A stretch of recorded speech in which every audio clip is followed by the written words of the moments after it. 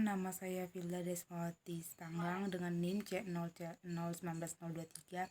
Di sini saya akan menjelaskan materi tentang konsep dan pencatatan dari kewajiban jangka pendek berupa utang pajak, penghasilan, utang pinjaman, utang atas sewa, wesel, serta dividen.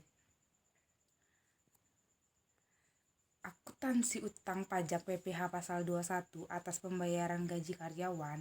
Penghasilan pegawai tetap yang dipotong pajak setiap bulan adalah jumlah penghasilan bruto setelah dikurangi dengan biaya jabatan, iuran pensiun yang dibayar sendiri oleh pegawai termasuk iuran THT atau JHT yang dibayar sendiri oleh pegawai dan penghasilan tidak kena pajak PTKP. Akuntansi utang pajak PPh pasal 23 atas bunga pinjaman. Berdasarkan Undang-Undang PPh nomor 36 tahun 2008 pasal 23 ayat 4, bunga yang bukan merupakan objek PPh adalah bunga yang diterima bank karena dimasukkan sebagai penghasilan bank. Utang pajak PPh 23 atas sewa. Dimulai 1 Januari 2009, sewa kendaraan angkutan darat dan sewa harta lainnya dikenakan PPh 23 sebesar 2%. Sementara itu, untuk tahun 2007 dan 2008, sewa kendaraan angkutan darat dengan persentase penghasilan neto sebesar 10% dari penghasilan bruto.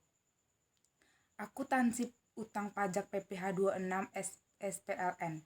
PPh 26 adalah PPh yang dikenakan atau dipotong atas penghasilan yang bersumber dari Indonesia yang diterima atau diperoleh WP luar negeri selain BUT di Indonesia.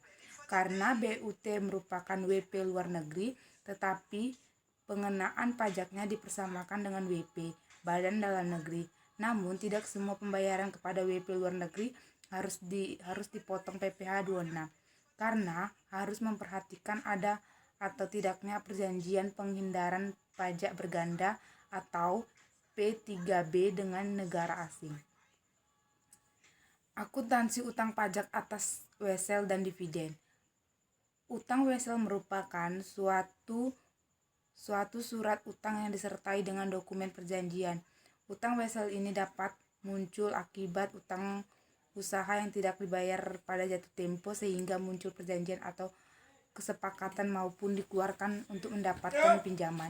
Wesel harus selalu dicatat sebesar nominalnya dan apabila terdapat bunga atau diskonto harus dicatat terpisah. Sekian, terima kasih.